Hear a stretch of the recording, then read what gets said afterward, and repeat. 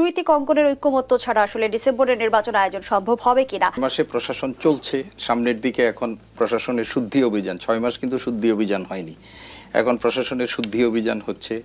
শুদ্ধি অভিযানের মধ্য দিয়ে আমরা আরো কিছুদিনের মধ্যে লক্ষ্য করব যে সরকার কোন লেভেল পর্যন্ত এই শুদ্ধি অভিযান তারা পরিচালনা করবেন বা প্রশাসন পুনর্গঠনের জন্য তারা কি ধরনের সুযোগ কার্যকর ব্যবস্থা গ্রহণ করবেন। এখন যেটি আপনি বলছিলেন যে সংস্কার কমিশন, আমাদের 6টা সংস্কার কমিশন রিপোর্ট দিয়েছে, আরও কয়েকটা সংস্কার কমিশন গঠিত হয়েছিল, সেই সংস্কার কমিশনগুলোর অবস্থা কি আমরা কেউ জানি না, এখন কোনো আলোচনার মধ্যেও নাই, এগুলোর কর্মতৎপরতা কি আছে সেটাও আমরা জানি না।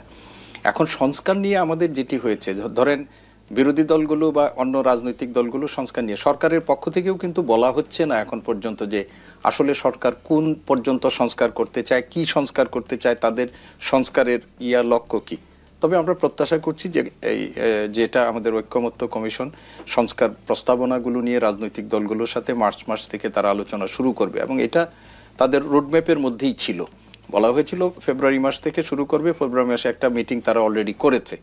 তো এই রাজনৈতিক দলগুলোর মধ্যে আপনি সংস্কার বলেন, নির্বাচন বলেন, যে কিছুই বলেন না কেন, আমাদের যদি মিনিমাম একটা রাজনৈতিক ঐক্যমত সমঝোতা যদি না হয় আমাদের ক্রিয়াশীল রাজনৈতিক দলগুলোর মধ্যে দিয়ে, তাহলে কিন্তু কোনোটাই সম্ভব না।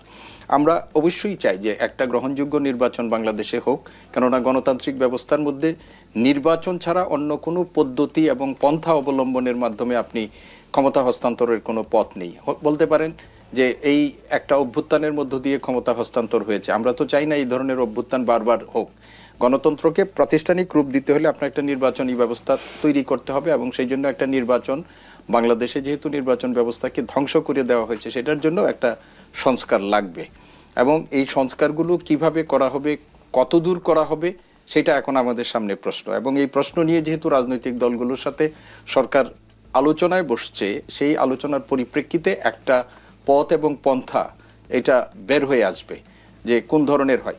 হয়তো সব দল সব কিছু মেনে নিবে এরকমটা না, কিন্তু বিএনপি রাজনৈতিক দল হিসাবে তাদেরও তো একটা সংস্কার পরিকল্পনা আছে এবং সেই সংস্কার পরিকল্পনার তাদের যে সমস্ত বিষয়গুলো তারা সংস্কার চেয়েছিল, সেই সংস্কারগুলোরও অনেক কিছু এই বিভিন্ন কমিশনের সংস্কার প্রস্তাবনার মধ্যে দিয়ে আছে। ফলে একটা নির্বাচন করার জন্য একেবারে সংস্কার ছাড়া হয়ে যাবে সেই নির্বাচন, সেটা আমরা মনে করি না এবং এটা কোনো রাজনৈতিক দলও দিন শেষে বলছিলেন ডক্টর সিদ্দিকুর রহমান খান। আমরা প্রথম থেকেই দেখছি যে সংস্কারের বিষয়টি আলোচনার টেবিলেই আটকে আছে, সেরকম অগ্রগতি আমরা দেখতে পাচ্ছি না। রাজনৈতিক অনৈক্যের কারণেই কেমনটি হচ্ছে না, আপনি দেখেন সংস্কারের এটা আমাদের কাছে এই একটু আগে উনি যেটা বলেছিল, এই সরকারকে তো অনেক কিছু ফেস করে সামনে যেতে হয়েছে এবং তারা সংস্কার কমিশন গঠন করেছে, 6টা সংস্কার কমিশন প্রস্তাবনা দিয়েছে। এই প্রস্তাবনার আংশিক আমরা জানতে পেরেছি, পুরো আমরা এখনো জানি না, সেগুলো আনুষ্ঠানিকভাবে প্রকাশিত হবে। জাতীয় ঐক্যমত্য কমিশন গঠন হলো, জুলাই চার্টার বলা হচ্ছে সবার ঐক্যমতের ভিত্তিতে ঘোষিত হবে। জুলাই চার্টার এবং আমি ব্যক্তিগতভাবে মনে করি যে ছাত্ররা যে জুলাই চার্টার যেটা শহীদ মিনারে ঘোষণা করতে জাতির জন্য হতো, এটা খুবই একটা ড্যামেজিং ব্যাপার। সরকার সেটা উপলব্ধি করেছে, ছাত্ররা যেদিন ঘোষণা দিয়েছে সেই দিনই সরকার বলেছে এগুলো ছাত্রদের ব্যাপার, আমাদের সাথে এর সাথে কোনো সংযোগ নেই। সরকারের পক্ষ থেকে বলা হচ্ছে যে জুলাই চার্টার নিয়ে আমরা সব রাজনৈতিক দলের সাথে আলোচনা করেই আমরা একটা চার্টার তৈরি করব এবং সেখানে একটা মিনিমাম রাজনৈতিক ঐক্যমতের ভিত্তিতে করবে এবং এটি করার অধিকারও সরকারেরই। এবং যদি আপনি সেই দিন হয়ে যেত তাৎক্ষণিকভাবে যেদিন শেখ হাসিনার পতন হয়েছিল, সেইটা একটা ভিন্ন পরিস্থিতি, ভিন্ন প্রেক্ষাপট হতো। এখন এই জুলাই চার্টারের ব্যাপারেও সরকার যে পথে হাঁটছে, আমি মনে করি যে এটা একেবারেই সঠিক একটা পথ এবং পন্থা এবং এর মধ্য দিয়ে জুলাই চার্টারও হবে এবং সংস্কারের ব্যাপারেও আমি একটু আগে বলেছেন যে অক্টোবরের মধ্যে যদি একটা নির্বাচনী, ডিসেম্বর সরকার যেটা চিন্তা করছে সেটা যদি নিয়ে যায়, তাহলে আপনি আমরা যে সময় পাবো, আমাদের সেই সময়ের মধ্যে মৌলিক কতগুলো সংস্কার আমাদের সম্পন্ন আপনি বিচার করবেন এবং বিচার, উনি আইনের মানুষ, আমরা এটা কালকে চাইলেই আপনি বিচার করে ফেলতে পারবেন না। আপনি আন্তর্জাতিক অপরাধ ট্রাইব্যুনালে কতগুলো ট্রায়াল শুরু হয়েছে, প্রতিবেদনই আসতেছে না, সেইগুলোর জন্য আমাদের একটা সময় লাগবে এবং এই সরকার একেবারে সব বিচার করে ফেলতে পারবে এখনই, বা এটা তো কয়েক বছরও লাগতে পারে।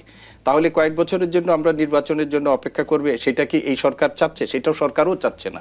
সরকার চাইবে যে মূল যে বিষয়গুলো বিচার থেকে শুরু করে আমাদের সংস্কারের যে মৌলিক বিষয়গুলো আছে সেইগুলো তারা সম্পাদন করবেন এবং সেই গুলো একটা রাজনৈতিক সমঝোতার ভিত্তিতেই তারা করবেন।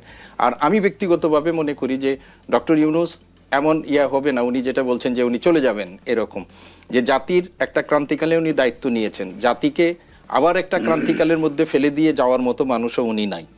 আমি মনে করি যে উনি রাজনৈতিক দলগুলোর সাথে একটা ঐক্যমত্য এবং সমঝোতা তৈরির মাধ্যমেই তিনি ভবিষ্যৎ কর্ম পরিকল্পনা গ্রহণ করবেন। এখন আমি যেটা এইটুকু আরেকটা জিনিস আমি বলতে চাই, সেটা হচ্ছে যে স্থানীয় সরকার নির্বাচন এবং জাতীয় নির্বাচন নিয়ে যে সমস্ত বিতর্ক, সেই বিতর্কগুলো একটা সময়ে রাজনৈতিক দলগুলো নিজেদের মধ্যে আলাপ আলোচনা করে এগুলো সুরাহা করবেই তারা, এবং প্রত্যেক রাজনৈতিক দল নিজের স্বার্থেই সেটি করবে।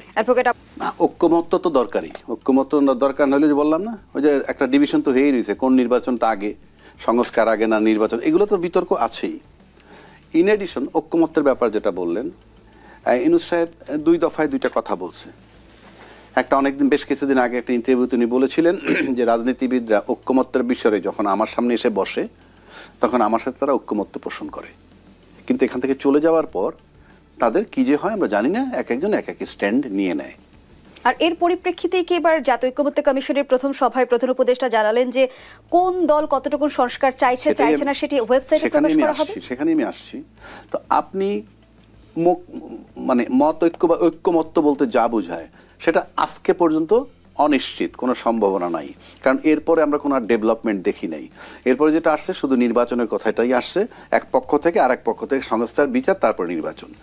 এরপরে আসেন আপনি যখন সংস্কারের কতগুলো বিষয় উপস্থাপন করা হয়েছে, অলরেডি তাদেরকে জানানো হয়েছে এবং তাদের সাথে তো আরও আলোচনা চলবে। সেখানে ইউনূস সাহেব ওই যে টিচাররা যেভাবে ক্লাস করায় ঠিক সেইভাবে বলছে যে কিছু জিনিস তাদের সামনে উপস্থাপন করা হয়েছে এবং তারা কে কতটুকু সংস্কার চায়, কোনটা চায় না, এই টোটাল বিষয়গুলা উনি ওয়েবসাইটে দিয়ে দিবেন। তা ওয়েবসাইটে দিয়ে দিলে কি হবে, একটা চিত্র থাকলো যে বাংলাদেশের রাজনীতিবিদরা এই ইউনূস সরকারের সাথে মানে তাদের কিভাবে কি আন্ডারস্ট্যান্ডিং ছিল কি না ছিল। এইটা এই দুটাই কিন্তু আমার কাছে মনে হয় যে রাজনৈতিক দল যেগুলো আছে তাদের জন্য একটু ক্ষতিকর বলে আমি মনে করি। কেননা এই কথাটা কেউ চ্যালেঞ্জ করেনি যে আমার সামনে এসে বলে এক ঐক্যমত্য হয়, বাইরে গিয়ে অন্য কথা বলে, সে কারণে আমি এটাকে দিয়েছি। আবার আরেকটা কথা বলছি যে সরকার বলেছে সংস্কারের কথা, এবং সেই সংস্কার যদি যেটা উনি বলল যে কি বলে যে সরকার, আপনি কি একটা কথা, এখন কিন্তু ডিসেম্বর 25, তার মানে ডেট কিন্তু আলটিমেট ইউনূস সাহেব যেটা দিচ্ছেন সেটাই, সেখান থেকে কিন্তু নড়চড় হচ্ছে না। নির্বাচন নিয়ে আমরা দেখছি যে এক ধরনের মতপার্থক্য তো রয়েই গেছে। এখন কিন্তু ডিসেম্বর 25, তার মানে ডেট কিন্তু আলটিমেট ইউনূস সাহেব যেটা দিচ্ছেন সেটাই, সেখান থেকে কিন্তু নড়চড় হচ্ছে না। এখন কিন্তু ডিসেম্বর 25, তার মানে ডেট কিন্তু আলটিমেট ইউনূস সাহেব যেটা দিচ্ছেন সেটাই, সেখান থেকে কিন্তু নড়চড় হচ্ছে না।